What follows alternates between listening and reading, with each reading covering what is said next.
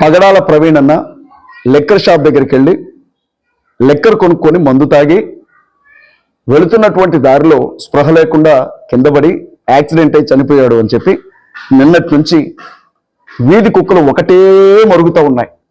వినలేక చచ్చిపోతా ఉన్నాం.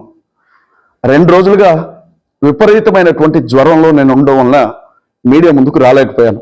మీకు తెలుసు కదా, రాజమండ్రిలో అన్నయ్య చనిపోయిన రోజు నుంచి ఆయన డెడ్ బాడీని హైదరాబాద్ పంపే వరకు ఉండి మళ్ళీ హైదరాబాద్కు వెళ్ళి ఆ కార్యక్రమం చూసుకొని వచ్చి నిద్ర లేని ఆ పరిస్థితి వల్ల విపరీతంగా ప్రయాణాల వల్ల అలసిపోయి బాగా జ్వరం తగిలింది నాకు.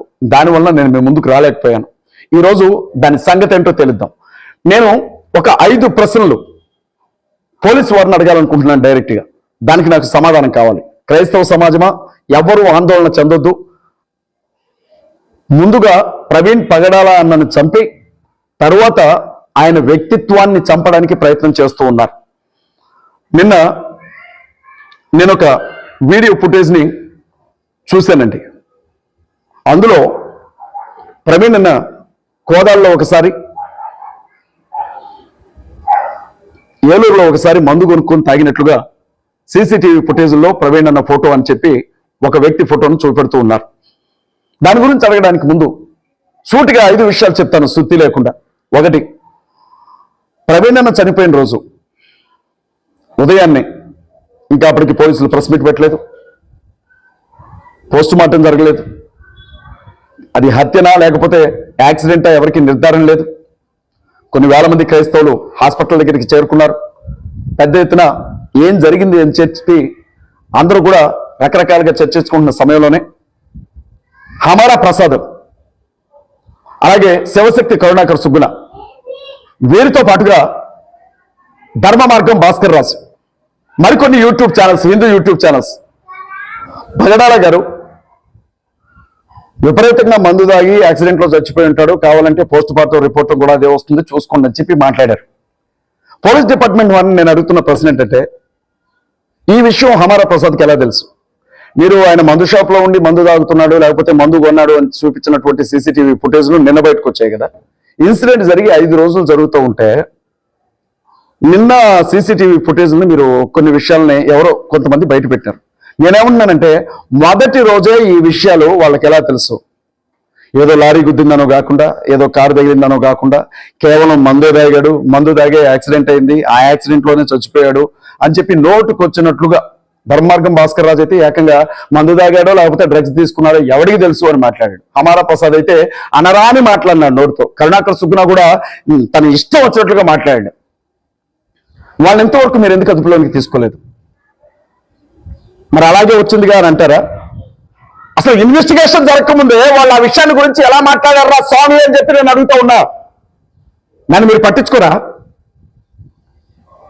పరిగణలోనికి తీసుకోరా? హమారా ప్రసాద్, కరుణాకర్ సుబ్బున, ధర్మ మార్గం భాస్కర్ రాజు, ఈ లలిత్ కుమార్, వీళ్ళందరూ కూడా ఎలా మాట్లాడారు ఈ విషయాన్ని? మీరు ఎందుకు పరిగణలోనికి తీసుకోవట్లేదు దీన్ని? మీకు ఎలా తెలుసురా? మీరు ఏమన్నా రెక్కి నిర్వహించారా? మీరు ఏమన్నా ఆయనతో పాటు కలిసి మందు తాగుతూ ఉండేవాళ్ళ? ఆయన ఏమన్నా మందు తాగేటప్పుడు మీకు ఫోన్ చేసి ఏమైనా చెప్పాడా నేను మందు తాగుతున్నాను అని? కోదాల్లో మందు కొన్నాను కలిసి తాగుదాం రమ్మని ఏమైనా పిలిచాడా? ఏలూరులో మందు కొన్నాను కలిసి తాగుదాం రమ్మని ఏమైనా పిలిచాడా? మందు తాగి నేను కింద పడిపోయానని మీకు ముందుగా ఏమైనా ఫోన్ చేసి చెప్పాడా? పోలీస్ డిపార్ట్మెంట్ వారు ఏమన్నా వీళ్ళకి ముందుగానే ఇన్ఫర్మేషన్ ఇచ్చారా? మరి ఎలా తెలుసు వాళ్ళకి మందు తాగే చచ్చిపోయాడు, మందు తాగే యాక్సిడెంట్ లో చచ్చిపోయాడని ఎలా చెప్తారు? ఆ మనిషి శవం దొరికిన దగ్గర నుంచి ఈ రోజు వరకు కూడా వాళ్ళు అదే పాడుతూ ఉన్నారే. మీకు అనుమానం రావట్లేదా? దీని వెనక ఖచ్చితంగా వీళ్ళ కుట్ర ఉంది, ఖచ్చితంగా వీళ్ళ హస్తం ఉంది, ఖచ్చితంగా ఈ హత్య గురించి వీళ్ళకి ఏదో తెలుసు. మీరు ఎందుకని వీళ్ళని ఎంతవరకు అరెస్ట్ చేయలేదని చెప్పి నేను పోలీస్ డిపార్ట్మెంట్ని అడుగుతూ ఉన్నా. హమారా ప్రసాద్ని, కరుణాకర్ సుబ్బులని, ధర్మ మార్గం భాస్కర్ రాజ్ని, లలిత్ కుమార్ని, మిగిలినటువంటి హిందూ ఛానల్స్ ఎవరెవరైతే ఇతను యాక్సిడెంట్ లో మందు తాగే చచ్చిపోయాడని చెప్పారో వాళ్ళని మీరు ఎందుకు అరెస్ట్ చేయలేదని చెప్పి నేను అడుగుతా ఉన్నా. దానికి యావత్ క్రైస్తవ సమాజానికి మీరు సమాధానం చెప్పాలి పోలీస్ డిపార్ట్మెంట్ వారు. 2వ విషయం, సుమారు 15 గంటల సీసీటీవీ ఫుటేజ్ ని పోలీస్ డిపార్ట్మెంట్ వారు సంపాదించారు. ఏ సీసీటీవీ ఫుటేజ్లో వారు సంపాదించారో ఎస్పీ గారు, ఐజీ గారు కలిసి ఎలక్ట్రానిక్ మీడియా ముందు చాలా క్లియర్ గా చూపించారు. మరి మీ దగ్గరికి రాకుండానే, మీకు తెలియకుండానే నిన్న యూట్యూబ్ ఛానల్స్లో, మెయిన్ లైట్ ఛానల్స్లో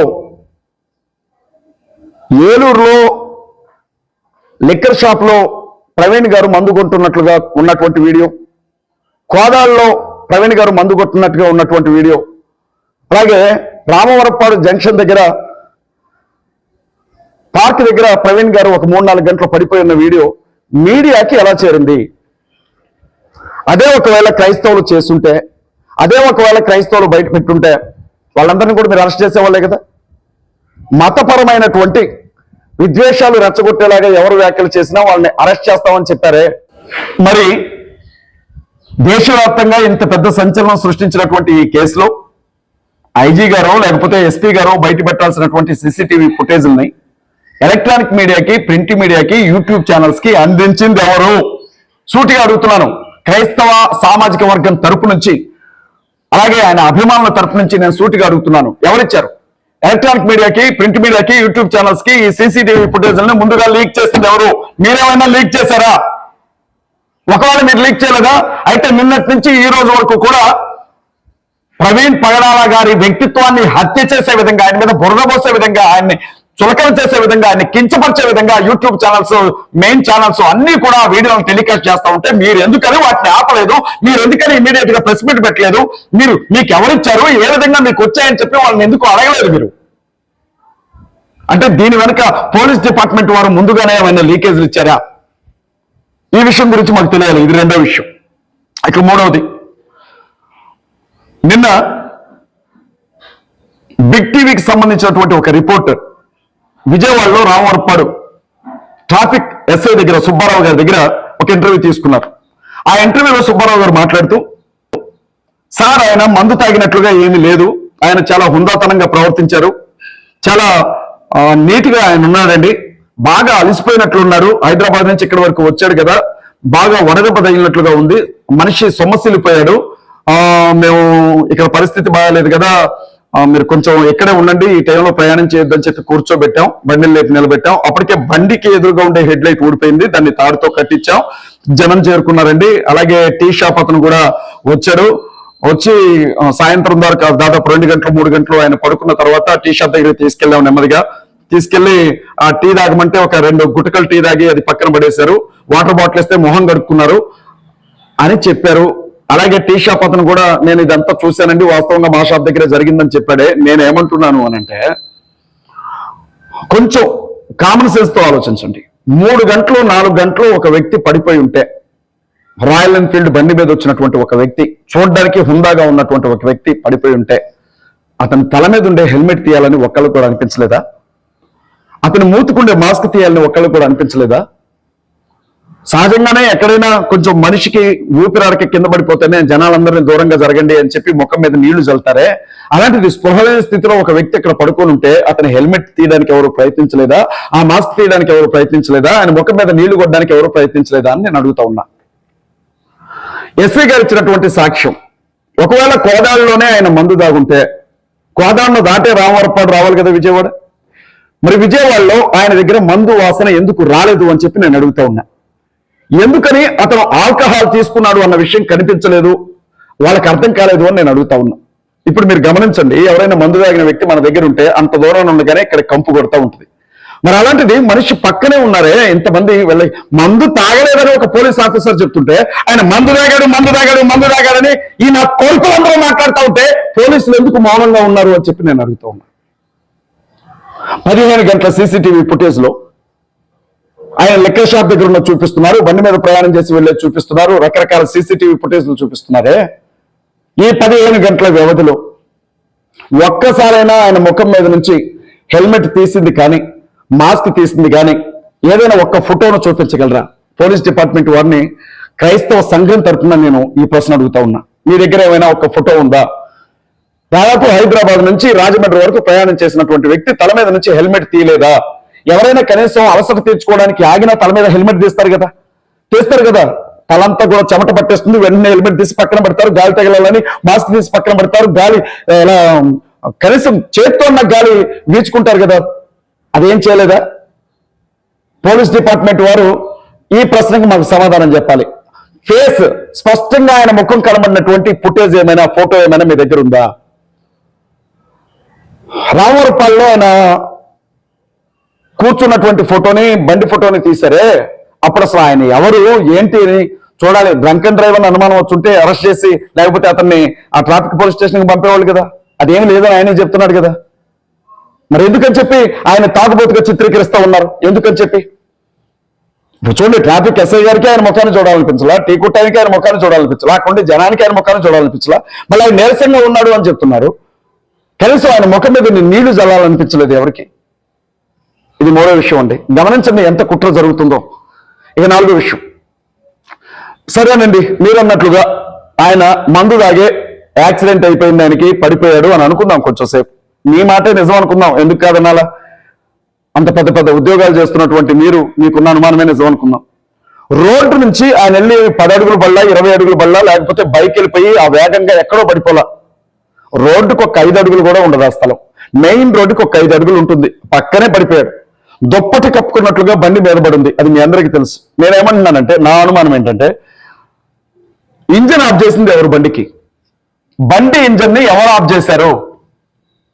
రాత్రి 10:30 గంటలకి లేకపోతే 11:30 గంటలకి యాక్సిడెంట్ జరిగి మీరు అన్నట్లుగా మనిషి పడిపోతే బండి ఇంజన్ ఎవరు ఆఫ్ చేశారు? బండి ఇంజన్ మోగుతున్నంతసేపు శబ్దం వస్తూనే ఉంటుంది, డగ్ డగ్ డగ్ డగ్ అని శబ్దం వస్తూనే ఉంటుంది కదా. అది హైవే, అది మనుషులు తిరగని నిర్మానుషమైన ప్రాంతం కాదు, అడవి కాదు. మరి ఒక్కడంటే ఒక్కడు కూడా ఆ బండిని చూడలేదా? సిగ్నల్ లైట్ వెలుగుతూనే ఉంటుందిగా, బండి శబ్దం వస్తున్నంతసేపు, ఇంజన్ ఉన్నంతసేపు దాన్ని ఎవరు పరిగణలోకి తీసుకోలేదా? మీరు ఈ విషయంలో ఈ విషయాన్ని మీరు పరిగణలోకి తీసుకోరా? ఏదైనా ఒక విషయం అడిగితే ఎందుకని సింపుల్ గా దాటేసుకొని వెళ్ళిపోతున్నారు దాన్ని?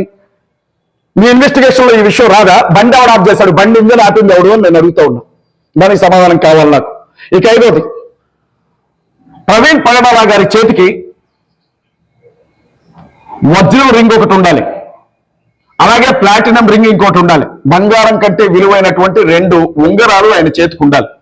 ఆ 2 ఉంగరాలు ఏమయ్యాయి? వారి కుటుంబ సభ్యులు, సన్నిహితులు చెబుతున్నటువంటి మాట, ఆయన చేతుకున్నటువంటి 2 ఉంగరాలు లేవు యాక్సిడెంట్ జరిగిన తర్వాత మీరన్నట్లుగా. అది ఒకవేళ యాక్సిడెంట్ అయి ఉంటే ఎవరైనా ఆయన పడిపోయి చూసి తీసుకుని వెళ్ళిపోయాడంటారా? లేదు పొద్దున్నే అక్కడికి వెళ్ళినటువంటి వ్యక్తులు ఎవరైనా దాన్ని చోరీ చేస్తుంటారా? ఆ 2 ఉంగరాలు ఏమయ్యాయి? మరి దానికి సంబంధించి సీసీటీవీ ఫుటేజ్ బయటకు తీయమని చెప్పిన పోలీస్ డిపార్ట్మెంట్ వారిని అడుగుతూ ఉన్నాయి. వాళ్ళ దానికి మాకు సమాధానం కావాలి. బాగా గుర్తుపెట్టుకోండి, క్రైస్తవ సమాజానికి ఆయన గొంతు ప్రవీణ్ పగడాల గారు. ఒకవేళ ఆయన మందు తాగుతాడే అనుకోండి, ఇంట్లో కూర్చొని తాగుతాడేమో. క్రైస్తవులు ఎవరు మందు తాగరండి. పాస్టర్స్ మందు తాగరు, సంఘం కూడా మందు తాగరు, ఎవరో దౌర్భాగ్యుడు తప్ప. అలాంటి ప్రపంచం మొత్తానికి దేవుని వాక్యాన్ని ప్రకటించే ఆ వ్యక్తికి త్రాగుబోతులు పరలోక రాజ్యంలో ప్రవేశించలేరు అని బైబిల్లో రాయబడిన మాట తెలియదంటారా?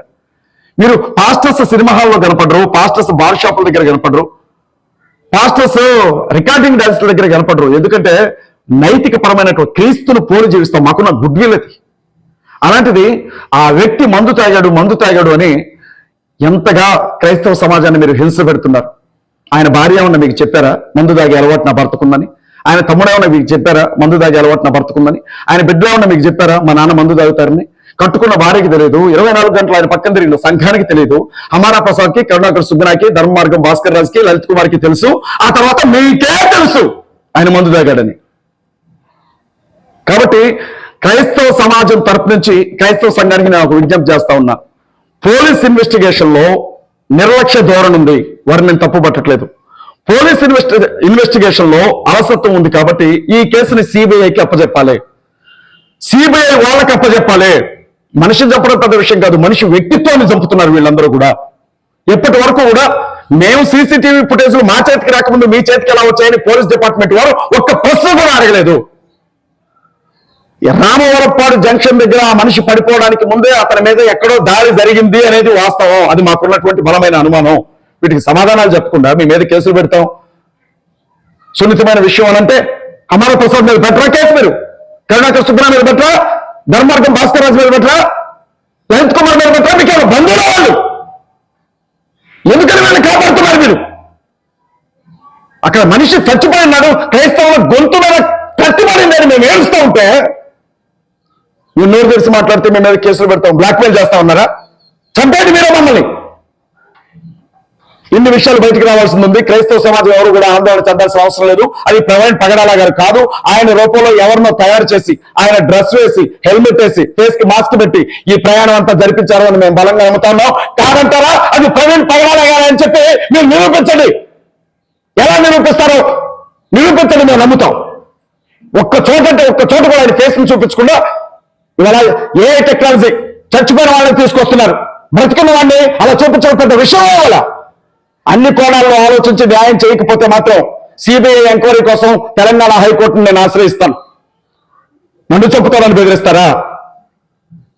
నేను మీకు చాలా విషయాలు చెప్పాను, అవన్నీ కూడా మీకు ఫేస్ టు ఫేస్ చూపించేవాడిని. కానీ నా దగ్గర అలా చూపించడానికి టచ్ స్క్రీన్ టీవీ లేదు. దాదాపు 6 నెలలుగా మీతో చెప్తున్నాను నేను, మనకు ఒక టచ్ స్క్రీన్ టీవీ కావాలి. ఎక్విప్మెంట్ లేదు నా దగ్గర, టెక్నాలజీ లేదు నా దగ్గర, ఎలా ఉపయోగించాలో నాకు తెలియదు. ఏదన్నా సాయం చేయమని అడిగితే ఎవరు నాకు సాయం చేయాల. నాకు వాటన్నిటిని మీకు ఎలా చూపించాలో తెలియదు. దానివల్లే నేను జరిగిన సన్నివేశాల గురించి చెప్పాను, కానీ ఫుటేజ్లు మీకు చూపించలేకపోతా ఉన్నాను. దయచేసి అర్థం చేసుకోండి. ఈ విషయాల్లో ఏ ఒక్కరూ కూడా చింతపడాల్సిన అవసరం లేదు. చనిపోయింది ప్రవీణ్ పగడాల గారు. ఖచ్చితంగా ఇది హత్య అని మేము బలంగా మాకు అనుమానం ఉంది. పోలీస్ డిపార్ట్మెంట్ వారు దీన్ని న్యాయం చేయలేరు అని మేము నమ్ముతా ఉన్నాం. సిబిఐ ఎంక్వైరీ వేయాల్సిందే. ఈ విషయంలో ప్రభుత్వం తన చిత్తశుద్ధిని నిరూపించుకోవాల్సిందే. మీ అందరికీ నా హృదయపూర్వకమైన వందనాలు. బాగా జ్వరంతో ఉండి నేను మాట్లాడడం ఇబ్బంది అవుతా ఉంది. నేను మళ్ళీ మీ దగ్గరికి వస్తాను, మీడియాలో మళ్ళీ నేను మాట్లాడతాను. ప్రతి విషయాన్ని మీ దగ్గరికి తీసుకొని వస్తాం. ఎవరు కృంగిపోవద్దు, దిగులు పడద్దు. ఆయన కుటుంబం వదిలిపెట్టిన ఈ విషయాన్ని నేను వదిలిపెట్టిన